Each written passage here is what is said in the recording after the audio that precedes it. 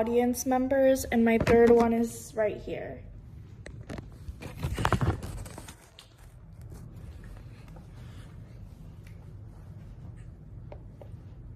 Imagine doing everything right during pregnancy, attending every single appointment, eating well, following every single instruction, and still facing a higher risk of death 3 times higher than someone else simply because of your race. According to the Centers for Disease Control and Prevention, Black women in the United States are 3 times more likely to die from pregnancy-related causes compared to white women, even though more than 80% of pregnancy-related deaths are preventable. This is where it becomes a public health crisis. Today, I want to persuade you that the United States must prioritize female public health by expanding access to culturally competent reproductive and preventative care for minority women. Minority women face disproportionate and preventable health risks. First, maternal mortality is significantly higher for minority women. In 2024, the maternal mortality rate for Black women was 44.8 deaths per 100,000 live births, compared to 14.2 for white women, according to the National Center for Health Statistics. Second, these deaths are overwhelmingly preventable. The CDC reports that most pregnancy-related deaths in the U.S.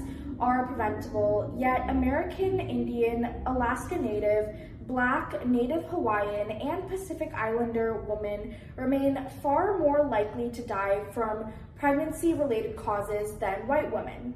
Third, systemic inequities in healthcare quality and access worsen outcomes. The American College of Obstetricians and Gynecologists states that racial and ethnic inequities in OBGYN care are prevalent and persistent, and directly tied to systemic racism, implicit bias, and lack of culturally competent care. As you can see, the graph shows that Black women experience the highest maternal mortality rates, which reflects long-standing inequities in healthcare quality, biased treatment, and reduced access to safe, timely maternal care compared with every other group. These disparities are not random. They are the result of structural barriers, and they demand action. The solution is to expand culturally competent public health services for minority women, which includes expanding preventive care. Preventive screenings, maternal health checkups, and reproductive health services reduce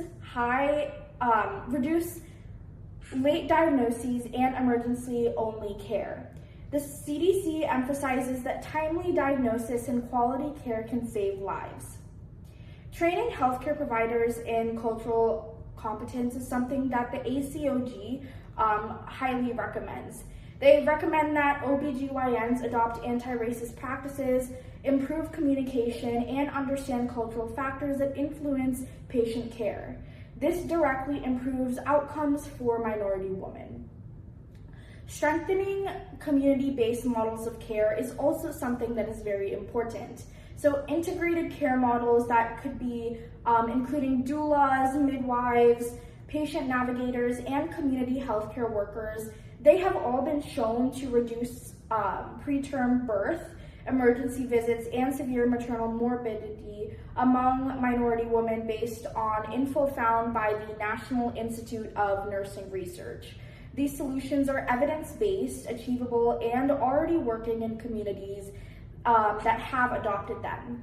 Picture 2 futures. If nothing changes, maternal mortality continues to rise.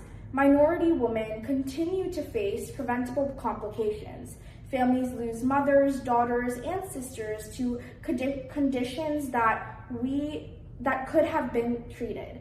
And if we act, women receive care from providers who understand their cultural backgrounds. Preventative screenings catch problems early, and maternal mortality drops. Communities become healthier, stronger, and more informed. This is not just a medical improvement, it's a moral one. So what can you do? You do not need to be a doctor or a policymaker in order to make a difference. Today, I am asking you to take one simple action, and that is supporting organizations and initiatives that expand culturally competent care for minority women. This can include sharing maternal health resources, as well as just supporting local clinics serving underserved communities. Signing petitions for expanded maternal health funding is also another solution that can possibly work, as well as advocating for culturally competent training in healthcare settings. Change begins with awareness, but it grows through action. Minority women in the United States are facing preventable health risks, not because of biology, but because of systemic gaps in public health. By expanding culturally competent care, we can save lives, strengthen communities, and create a healthcare system that truly serves everyone. Thank you so much.